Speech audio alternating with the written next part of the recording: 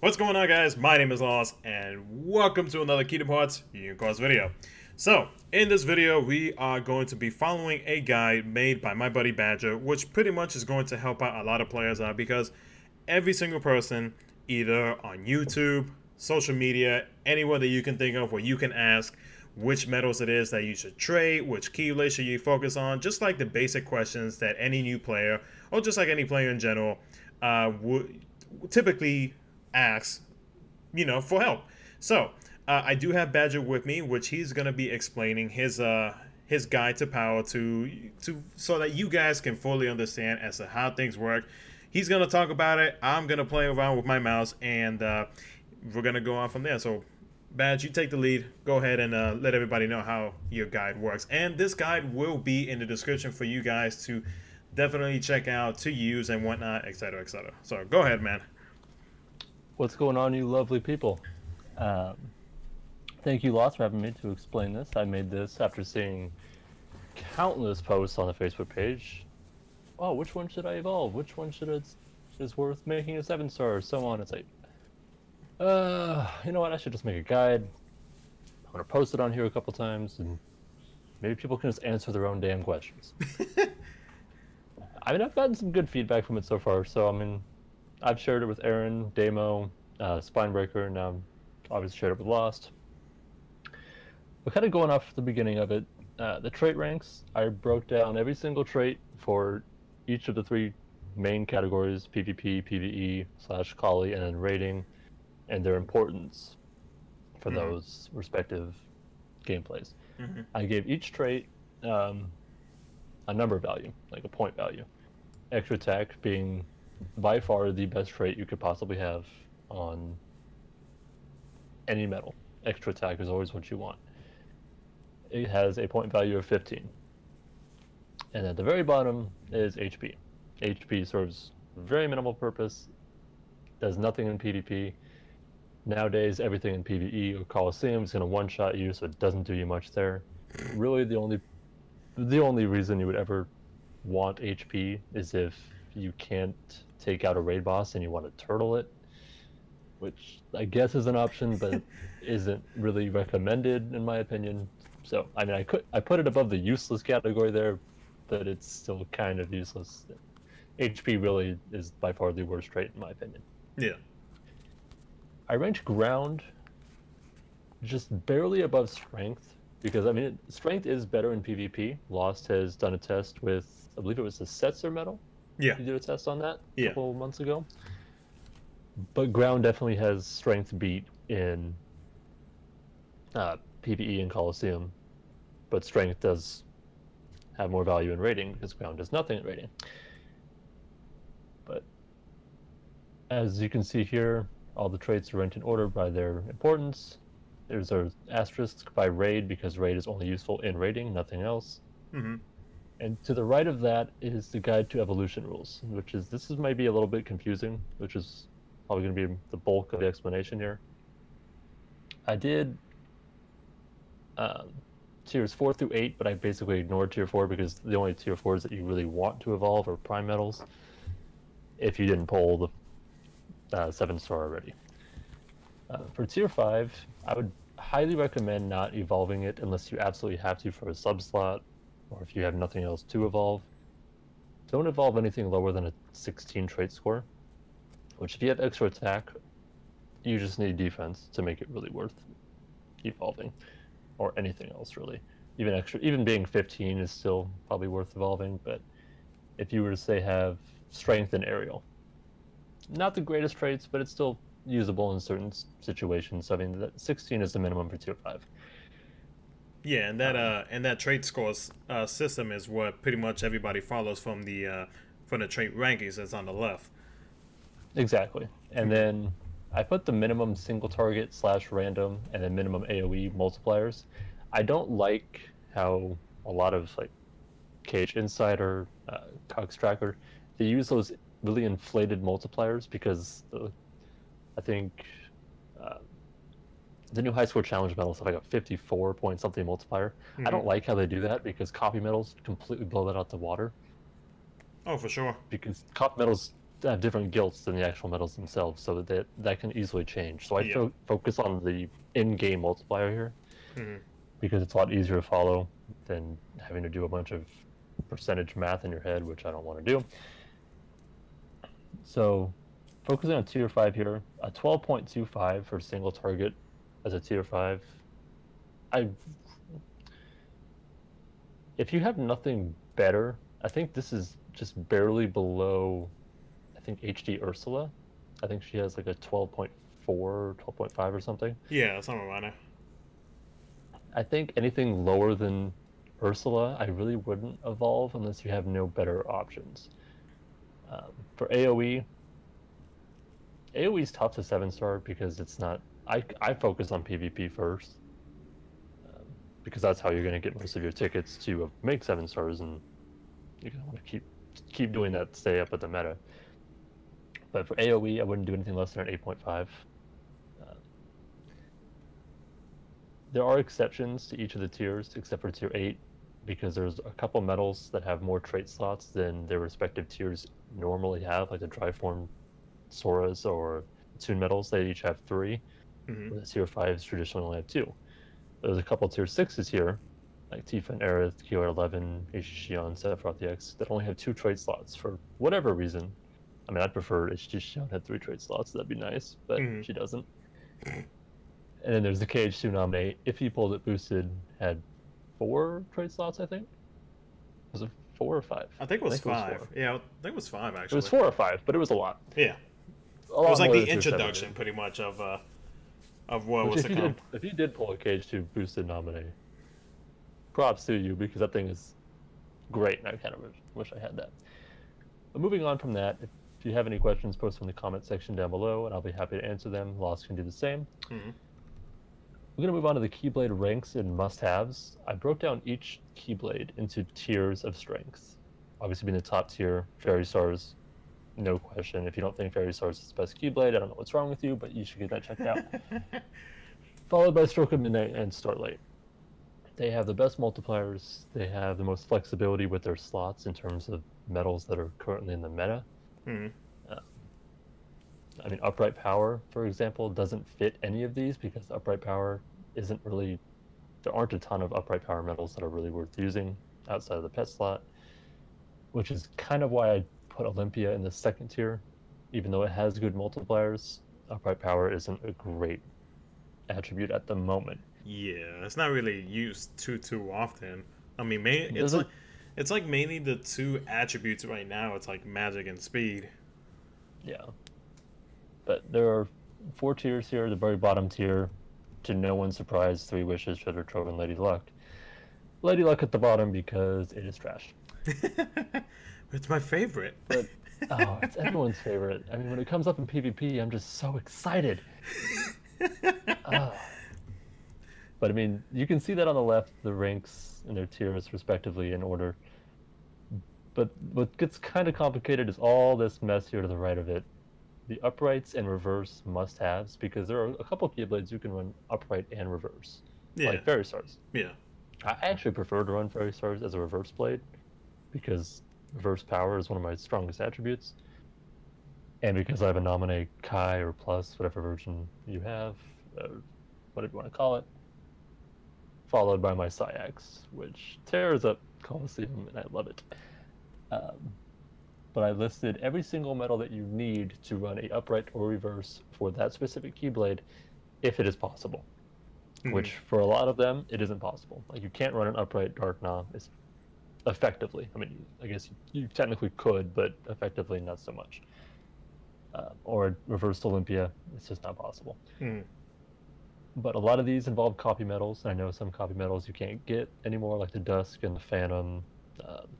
You can get KH2 nominee, but you have to get it from the top drawer deal in Global. You can't get it in JP, to my knowledge. Yeah, JP is like, when it comes to copy metal. And even Repliku is hard to get to. Mhm. I don't know how long it's going to take for you to get copies of that, which is unfortunate because I need more copies for traits.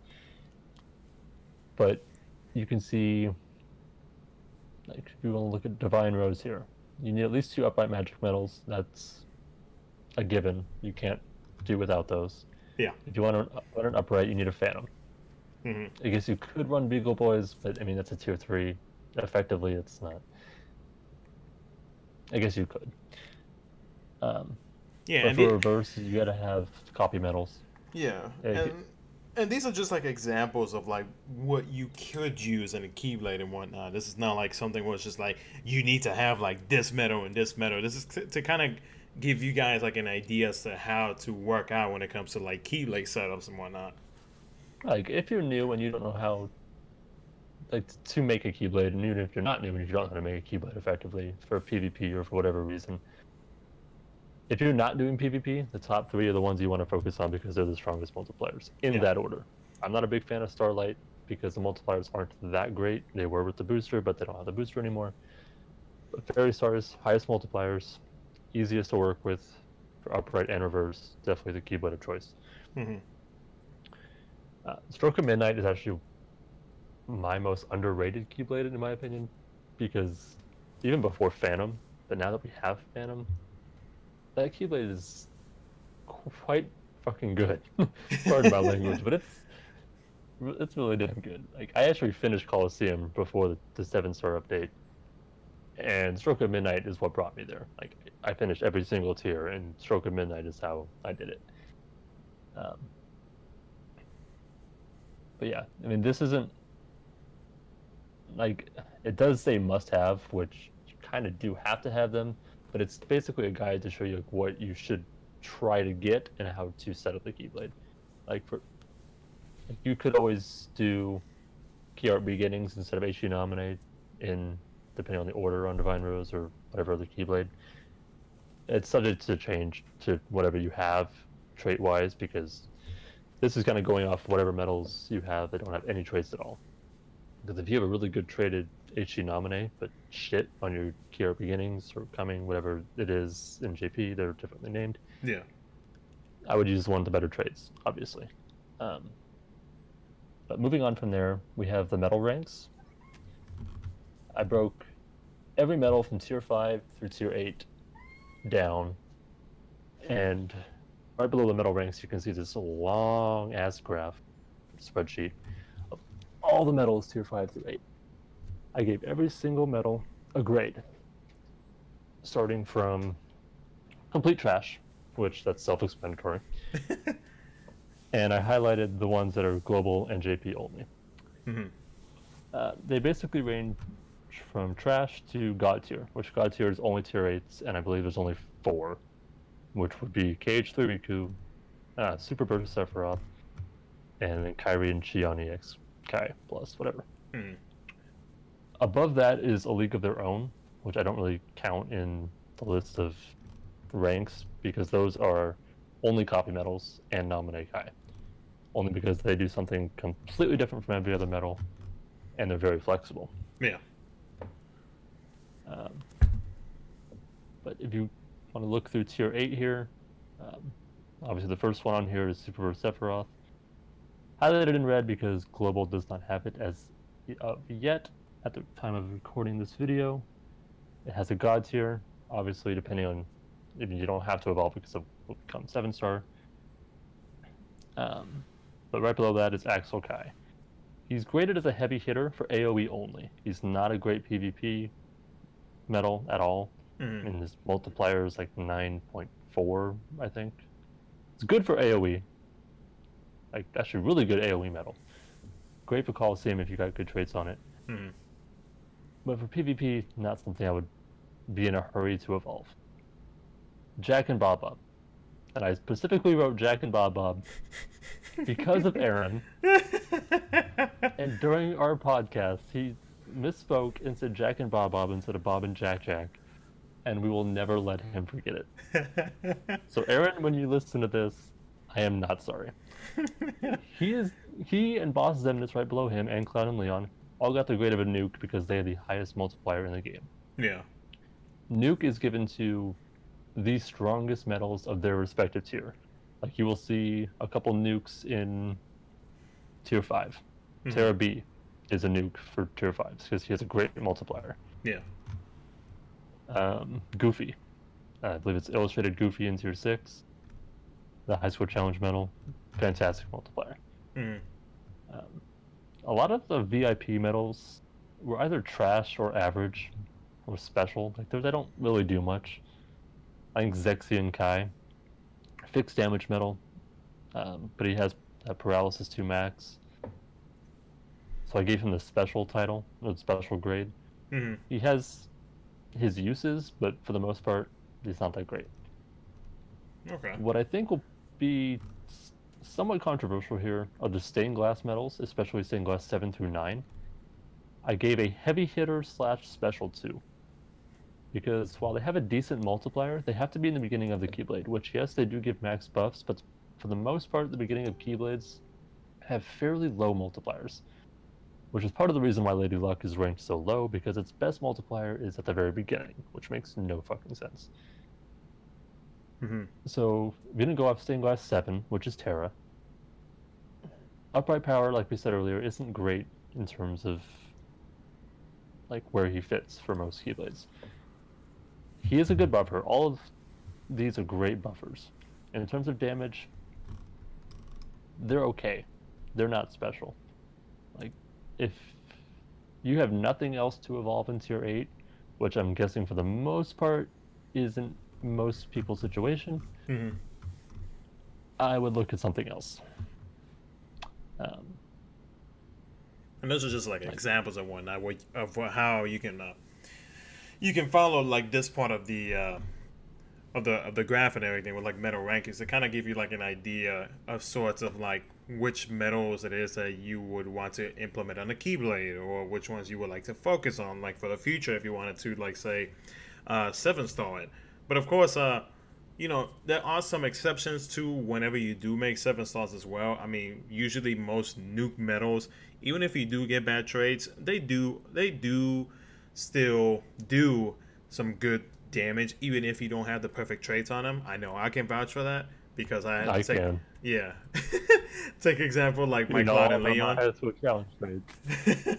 So I mean, Bad's can vouch for that as well. HP, paralysis, and HP. And he'll be my next 7-star tier 7. The only reason I haven't evolved him yet was because of those traits, and I had better options. I evolved HG Zexion this week, for God's sake. Only because he's reverse magic, and I really don't have anything else to evolve, so I just went for subslots. Yeah. So yeah, that's pretty much like an example of like how to look at things and whatnot. But I mean, other than that, I mean, everything else is pretty self-explanatory as to how you look at the graph, or like when it comes to like the medal rankings, Keyblade ranks, and like which ones it is that you should like try to focus on. And then with the evolution rules and the trade rankings between like say the extra attack or poison and whatnot, it's, you know, it's pretty easy to understand it, especially now, because before this video even I was confused as to how it worked. But I tried to make it as easy as possible to follow. I mean, I think it could use some improvements, but I mean, it did take like a week to do. I could have spent a little bit more time on it. I will be updating it at least once a week every time we get new medals. I think I updated it today, and then I'll probably update it tomorrow when JP will get their medals and Global will get their midnight tweet. But like the rankings, I did take a very large portion of the grade as like putting into consideration where they would fit on the best Keyblades as well. Like if it's a reverse speed medal, I didn't give a whole lot of credit to them because reverse speed doesn't really fit into a lot of Keyblades. Yeah. Yet. Oh, true. But I mean, this is just my opinion. Like I've said in the podcast numerous times before, take everyone's opinion and make the best decision for you. Exactly. This is just something I wanted to do for the community. One, because I saw way too many comments on the Facebook page, because, you know, that's my favorite place to live on. But which medal should I evolve? It's like, well, obviously it's your boss Xemnas because he has strength and ground. Like, evolve that man because he deserves some respect and he will do you justice. I promise you. Yeah. So, yeah, I mean, it's pretty much stuff like that. And like Ben said, you know, he will be updating this uh, once like new, maybe a possible Keyblade could be coming out, maybe, or new Hopefully medals. soon. Yeah, hopefully, and other things like that and whatnot, which is great. So I mean, it's definitely a good guide to keep it handy in case you have like you need like a reference as to something to look at and whatnot. And again, if you have any other questions about like this guy specifically, or just like anything else in general, or maybe even tips that Badge can use to improve the guide, let us know in the comment section because we're working to feedback. I know he is definitely Very open. to try to improve this guy as best and as easy as possible for anybody to use. And I mean, other than that, Badge, is there anything else you need to add to it? No, I mean, he's pretty much ended that on a good note. I mean, if you have any comments, or you can leave them in the comment section below. I'm not hard to find on Discord. You can find me on Lost channel. I'm one of the admins on there, and name's Badger. Kind of hard to miss. I mean, if you have any, you can private message me. That's fine. If you want to send me hate comments, that's also fine too. Yeah, if you want to show him love, that's fine too. Not only that, please, I mean, go down to the very bottom. You will find a couple of our friends here at the bottom. Go to their YouTube channels, subscribe, follow, show them some love. They do so much for the community. Probably more than anyone else, in my opinion. They're the most helpful YouTube channels that I've come across. Great people. Follow them, sub, watch their videos. Funny people, very informative, and will definitely set you on the right track if you're new, and give you some good laughs even if you're a veteran. So I think that's about all I got to say. Well, so thank you, Lost, for having me. Let me thank you, man. sit here and ramble for 20 or so minutes on my guide here. Hopefully it helps at least one person. If it does, then I'm happy. So oh yeah, no, for sure it will. So thank you so much to Badge and to everybody who spent the last 20 minutes hearing out his explanation and whatnot. And as always, guys, thank you so much. And both of us will be seeing you guys later. have a good one. And pop a shit.